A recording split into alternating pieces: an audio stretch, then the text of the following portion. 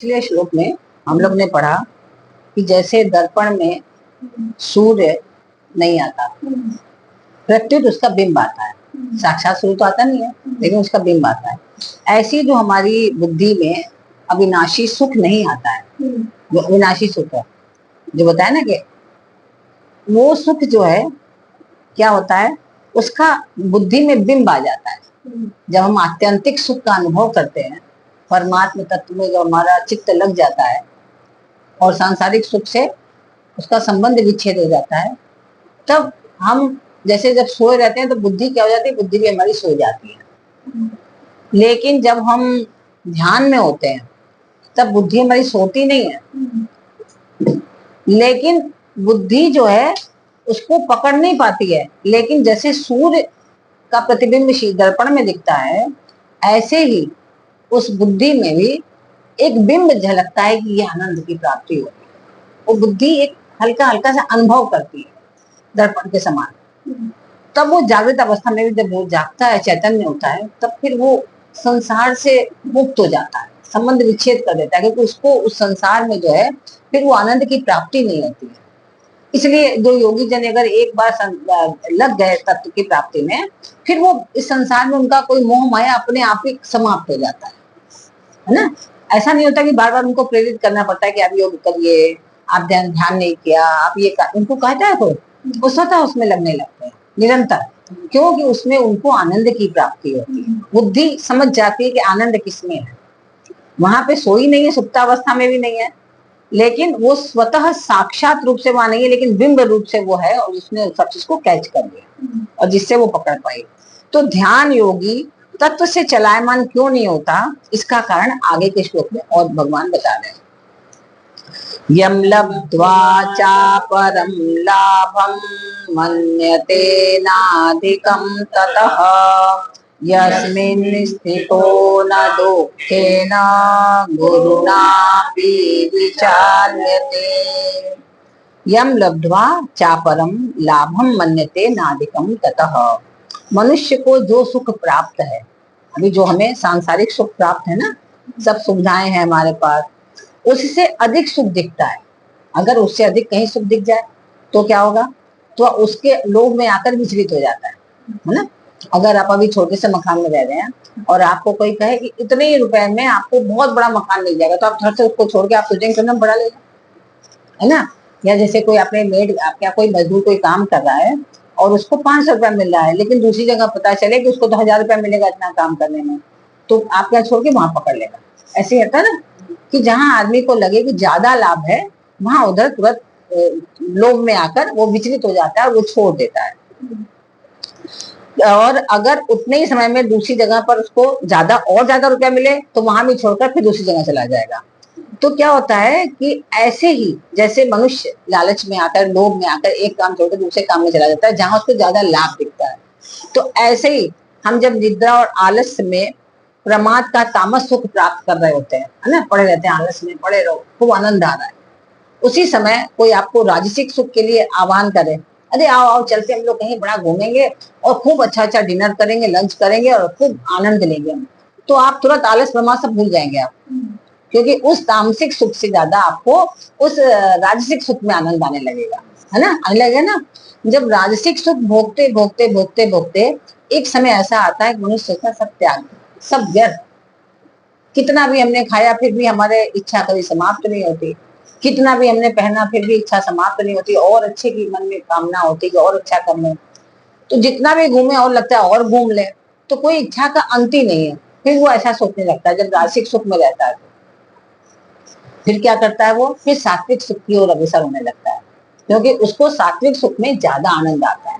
वो सोचने लगता है कि अरे ये सब तो व्यर्थ, हमने पूरे जीवन ये किया, लेकिन क्या है, आज हमें शांति नहीं है। सुख तो जरूर थोड़े थोड़े मिल गए हमारे परिश्रम के कारण या अपने प्रारब्ध के कारण, लेकिन वो शांति नहीं है, वो आनंद नहीं है, जो आनंद कभी समाप्त न हो। हमेशा कुछ ना कुछ समस्याएं हमारे सामने आ ही जाती हैं। तब फिर वो क्या होता है, स्वभावतः सात्विक सुख की ओर अग्रसर हो जाता है, क्योंकि सात्विक सुख में उसको ज्यादा लाभ दिखने लगता है ना। ऐसे ही जब सात्विक सुख की ओर अग्रसर होता है, जैसे आप लोग हैं सात्विक सुख की ओर सब अग्रसर हैं, सब लोग सात्विक सुख पे लगे हुए, राजसिक सुख को आप ज्यादा महत्व नहीं दे रहे हैं, लेकिन जब आप योग की तरफ बढ़ेंगे और उसमें आनंद की प्राप्ति ज्यादा होगी, तब आप क्या करेंगे, उधर की ओर बढ़ जाएंगे, है ना। तो ऐसे ही क्या होता है, जब विषय जन्य सुख से आदमी ऊंचा उठता है, जितने भी विषय जन्य सुख है, तब वह सात्विक सुख के लिए विचलित हो जाता है ना। और तब वह आत्यंतिक सुख के लिए विचलित हो जाता है। जब सात्विक सुख से भी जब ऊपर उठ जाता है, तब वो आत्यंतिक सुख से भी के लिए विचलित हो जाता है। आत्यंतिक सुख क्या है, कि जब हम सांसारिक संबंध के सुख का, मोह का त्याग करके स्वतः अपने अंदर चित्त को लगा लेते हैं। स्वतः मतलब हमें धीरे धीरे करके परिश्रम नहीं करना पड़ता है। जब आपकी आदत पड़ जाती है, तो जो आत्यंतिक सुख, जो आपका सुख जो कभी समाप्त न होने वाला है, चित्त में जो आपका मन लग जाता है, जो स्वतः लगता है, जो किसी के माध्यम से नहीं लगता ना, किसी के माध्यम से नहीं लगता है। जब आप समझ जाती है कि ध्याता भी आप हैं, ध्यान भी आप है और ध्येय भी आप ही, जब ये तीनों स्थितियां मिट जाती है, केवल आप बस एकाग्रचित्त हो जाती है, तो आत्यंतिक सुख की प्राप्ति होने लगती है।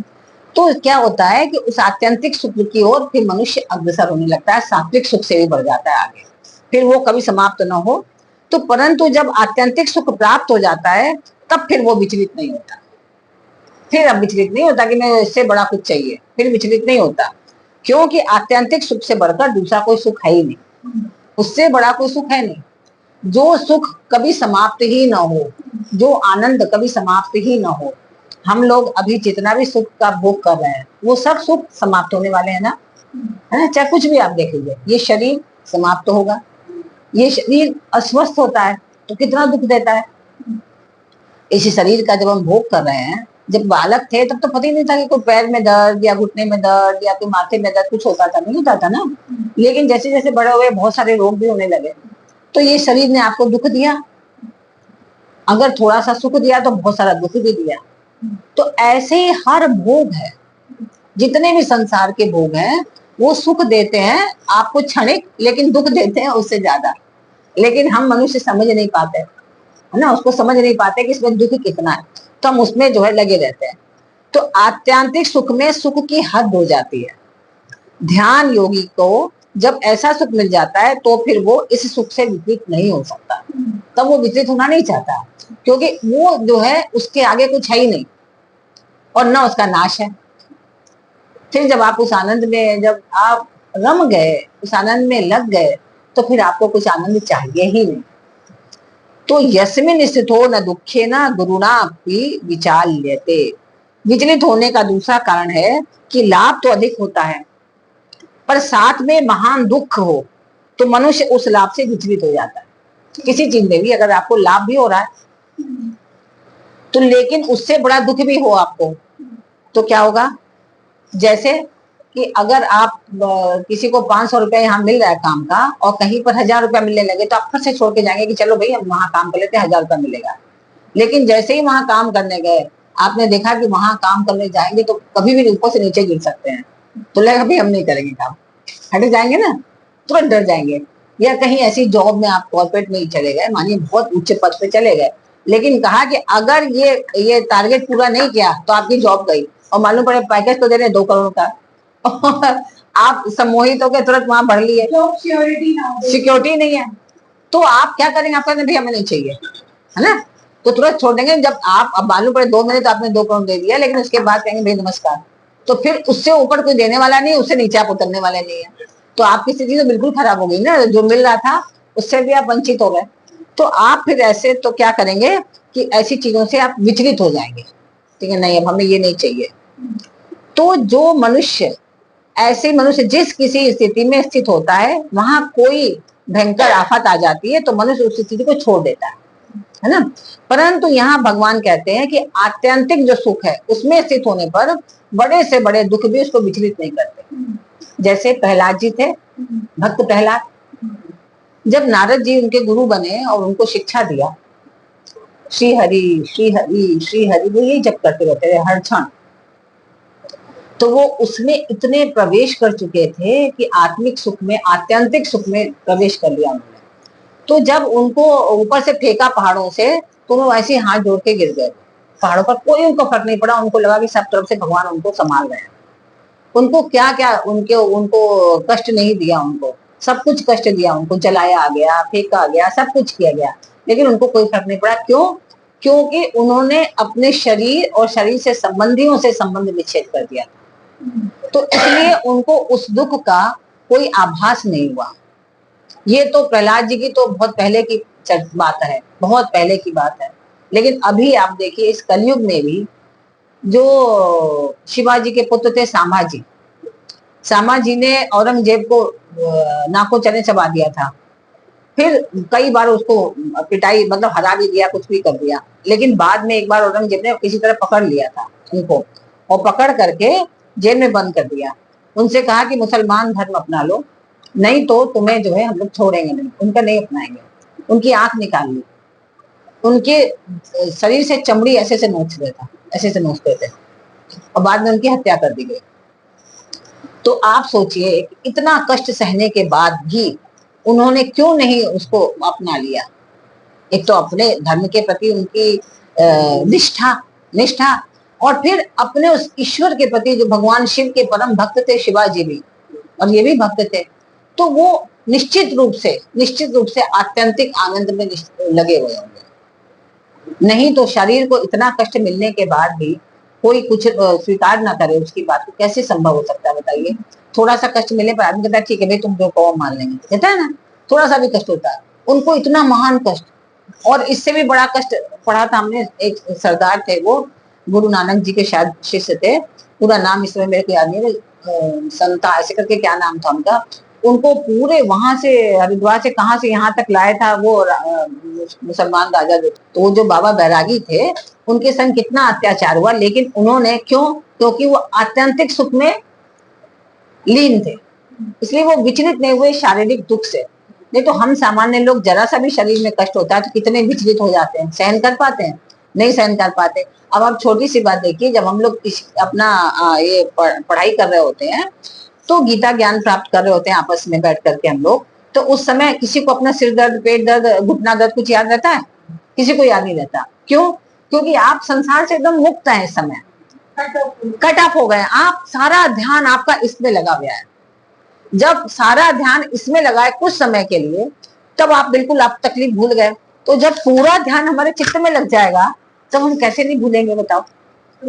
तो इस संसार से संबंध विच्छेद जब हो जाएगा, ना हमारे कोई रिश्ते रहे, ना हमारे कोई नाते। दुख कौन देता है हमें?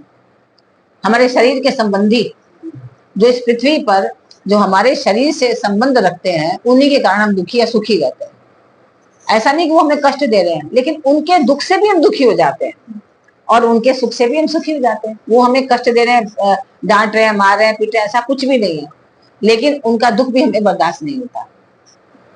तो हमें जब संबंध विच्छेद करके जब हम अपने में चले जाते हैं, तब हमें कोई दुख है ही नहीं संसार। और वो जो आनंद है, वो आनंद जो है कभी विचलित नहीं करता आपको, कभी खत्म नहीं होता, है ना। तो अब क्या है कि आत्यंतिक सुख स्वरूप बोध प्रकृति से अतीत तत्व है, परंतु जब पुरुष प्रकृतिस्थ हो जाता है, अर्थात शरीर के साथ तादात्म्य हो जाता है, तब वह प्रकृति जन्य अनुकूल प्रतिकूल परिस्थिति में अपने को सुखी दुखी मानने लग जाता है ना। जैसे जैसे हम संसार में फंसते हैं, वैसे कभी हमें अनुकूल परिस्थिति आई तो हम बड़े खुश हो गए, प्रतिकूल परिस्थिति आई तो हम बहुत दुखित हो गए। तो जब वह प्रकृति से संबंध विच्छेद करके अपने स्वरूप भूत सुख का अनुभव कर लेता है, उसमें स्थित हो जाता है, तब फिर प्राकृतिक दुख वहां तक उसके नहीं पहुंच सकते। तब जितने भी कोई प्रॉब्लम, समस्याएं कितनी भी उसके जीवन में आती रहे, शरीर से संबंधित लोगों के लिए या उसके अपने शरीर से संबंधित या कोई भी तरह की समस्या, धन की किसी तरह की, ऐसा कोई फर्क नहीं पड़ता। इसलिए शरीर में कितनी ही आफत आने पर भी वह अपनी स्थिति से विचलित नहीं किया जा सकता। तो इस श्लोक में ये समझिए कि हम जितने भी साधन कर रहे हैं, उसकी एक वास्तव में ये श्लोक एक कसौटी है ना। चाहे हम भक्ति योग में हो या कर्म योग में हो या ज्ञान योग में हो। अब अगर हम कोई काम में लगे, किसी कार्य में, जैसे आप अपने ऑफिस का काम कर रहे हैं, अगर ऑफिस का काम करते करते बार बार आपको और चीजों के ध्यान आता रहे, इसका मतलब कि आपकी एकाग्रता नहीं है ना। आपकी एकाग्रता ही नहीं है, तभी तो आप कभी कभी कुछ सोचे हैं, कभी कुछ सोचे हैं। लेकिन अगर बिल्कुल समर्पित होकर कार्य करेंगे तो आपको उस समय कुछ भी याद नहीं होगा। कि एक बार क्या हुआ कि एक बालक जो है मोमबत्ती में सड़क पे बैठ करके, अरे सड़क की लाइट से वहां पे सड़क पे बैठ के पढ़ रहा था, बैठ के बड़े ध्यान से पढ़ रहा था। तो उधर से जो है एक बारात गई, बारात चली गई। उसके बाद एक कोई चोर भागा उधर से बड़ी जोर से, तो पुलिस भागा, दौड़ा दौड़ा आया, उससे पूछा बेटा यहाँ से एक चोर भागा, तुमने देखा? उसने ऐसे मुंह देखा, पहले तो 2-3 बार, जब उसने पहले तो देखा ही नहीं, उसने तब भी उठा के आंख नहीं देखा। जब उसने 2-3 बार पूछा तो उसने कहा क्या आपने कुछ मुझसे कहा? बोला कि यहाँ से एक चोर भागा, तुमने देखा? बोला चोर कब भागा था? मैंने तो नहीं देखा। बोला अरे कब से पड़े यहाँ पर? बोला 3 घंटा हो गया। बोला बारात अभी गई थी, बारात देखा? बारात मैंने तो नहीं देखा बारात। तो इतना शोर हुआ, तुमने देखा नहीं? बोला मेरा ध्यान तो किताब में था, मेरा ध्यान था ही। अब आप सोचिए कि उस आदमी का ध्यान, बच्चे का ध्यान पढ़ाई में इतना लगा था, सड़क पे बैठ के ना स्ट्रीट लाइट के नीचे पढ़ रहा है, लेकिन बारात चली गई उसको पता नहीं चला। क्यों? क्योंकि वो एकाग्र होके पढ़ रहा था, उसका पूरा ध्यान जो है पढ़ाई में ही लगा बैठा। तो ऐसे ये जो है, ये श्लोक यही बता रहा है कि चाहे हम कर्म करें, कर्म योग में हो, और अगर हमारी एकाग्रता नहीं है, एकाग्रता भंग हो गई है, तो क्या हमारा कर्मयोग सही होगा? नहीं होगा। कोई भी किसी भी कर्म में लगे, आपका कर्म फिर सही दिशा में नहीं चलेगा। नहीं, आप कई बार देखिए, अगर जो बहुत एक निष्ठ कर्म करने वाले होते हैं व्यक्ति, आप देखिए उनकी एकाग्रता आएगी। आप खुद में सोचिए,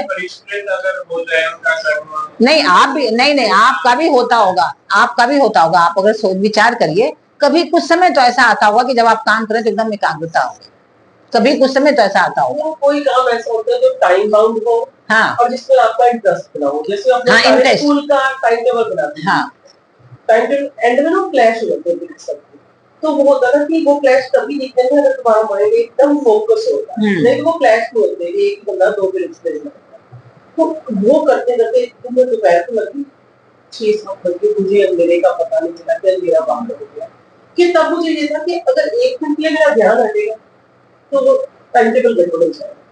कितनी ज्यादा मतलब, तो ये है कर्मयोग। वो इंटरेस्ट की बात होती है या टाइम बाउंड था कि मुझे कल टाइम टेबल स्कूल वालों को देना है, अदरवाइज बड़ा मुश्किल है। नहीं तो आखिर ये हुआ ना, चाहे कुछ समय के लिए हुआ, चाहे इतने दिनों में 1 बार हुआ, 2 बार हुआ, 3 बार हुआ, इसको हम बोलेंगे कर्मयोग। तो यही इसकी जो है परीक्षा की घड़ी है, साधन की कसौटी है, ये आपकी कर्मयोग की कसौटी है। ये अगर आप कर्म करते समय, अगर आपको दिमाग में 50 चीजें हैं, आपकी एकाग्रता नहीं, इसका मतलब आप कर्म योग में है ही नहीं, आप सही ढंग से कर्म कर ही नहीं रहे। तो कर्म योग की कसौटी जैसे आपके संग हुआ, तो इसको कहते हैं आप इस तरह से कसौटी कर सकते हैं कि हाँ मैंने, मेरे कर्म में कितना समर्पण था, कितनी एकाग्रता थी, नहीं तो नहीं है। तो ऐसे ही आप ज्ञान योग भी है, आप शिक्षा ग्रहण कर रहे हैं, पढ़ रहे हैं, लेकिन आपका ध्यान उस समय हम बात चर्चा कुछ और कर रहे हैं, लेकिन दिमाग में कुछ और चल रहा है, तो आपको जितनी चीजें बताई जाएंगी वो आप कुछ ग्रहण नहीं कर पाएंगे, अपने उसी सुख दुख से विचलित होते रहेंगे। ऐसे भक्ति योग है, जैसे मीराबाई थी, मीराबाई भक्ति योग में इतनी लीन थी, उनको विष का प्याला भी दे दिया राणा जी ने, लेकिन उनको कोई फर्क नहीं पड़ा, उन्होंने वैसे इसको पी लिया और वैसे ही नाचती रही, उनको कोई फर्क नहीं पड़ा, वो अपने भक्ति में ही लीन रही। तो ये जो श्लोक जो बताया गया भगवान ने कि विचार लेते कि अगर वो विचलित नहीं होगा, अगर उसमें वो लीन है, तो अपनी स्थिति समझने के लिए यह श्लोक साधक के लिए बहुत उपयोगी है। तो आप लोग अपने जीवन में इसका उपयोग करिए, अगर नहीं हो रहा है तो होना चाहिए, तभी तो आप कर्मयोगी हैं सही ढंग के। तो इन्होंने तो अपने जीवन में भले 1 बार किया, ऐसा इन्होंने अनुभव किया, या 10 बार अनुभव किया, तो ये अनुभव बारंबार होना चाहिए कि हम जो कर्म कर रहे हैं उसमें बिल्कुल डूब जाए, बिल्कुल डूब जाए, तब हम कर्म कर पाएंगे। तो क्या होता है कि जीव मात्र का ध्येय यही रहता है कि मेरा दुख मिट जाए, यही तो है हर किसी का ध्येय, और क्या है, सबका यही कि मेरा दुख मिट जाए, किसी प्रकार का दुख ना रहे और हमें सुख मिल जाए, ठीक है, यही रहता है। तो इस श्लोक में जो वर्णित स्थिति है, साधक मात्र को प्राप्त करनी चाहिए, जितने भी साधक है, अगर हम इसको प्राप्त करेंगे तब क्या होगा, सबके दुख मिट जाएंगे।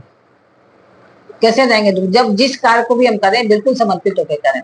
अगर हम कर्म क्षेत्र में हैं, आप नहीं भक्ति में हैं, नहीं ज्ञान में, कोई बात नहीं, आप कर्म क्षेत्र में उसमें समर्पित होकर अपने कार्य को करिए, पूर्ण रूप से समर्पित होकर, उसमें आपको सफलता मिलेगी। अन्यथा आपकी साधना पूर्ण नहीं होगी, आप जिस क्षेत्र में भी हैं आप पूर्णता को प्राप्त नहीं कर पाएंगे। आप देखिए जो जो भी उच्च पदस्थ लोग हैं, आप उनके कार्य की पद्धति को देखिए, उनका कार्य ऐसे ही होता है, पूर्ण तल्लीनता के साथ कार्य करते हैं वो लोग, फिर ज्यादा नहीं देखते वो। साधक बीच में अटक न जाए, अपनी अधूरी स्थिति को ही पूर्ण न मान ले, इसके लिए हमेशा इस बात को हमें ध्यान रखना चाहिए, जो आज हम लोगों ने श्लोक पढ़ा, कि हमें विचलित नहीं होना है, जिसमें लाभ का तो अंत नहीं और दुख का लेश भी नहीं है ना। ऐसा दुर्लभ पद मनुष्य मात्र को मिल सकता है, परंतु वह भोग और संग्रह में लगकर कितना अनर्थ कर लेता है, इसका कोई पारावार नहीं। हम लोग हमेशा क्या करते हैं कि लोभ में पड़े रहते हैं कि हमें ये भी हमारे लिए हो जाए। अंत समय तक जो है जीव जो है लोभ में ही लगा रहता है, ये भी प्राप्ति हो जाए, वो भी प्राप्ति हो जाए, इसके कारण जो है उसको वो चीज नहीं मिल पाती।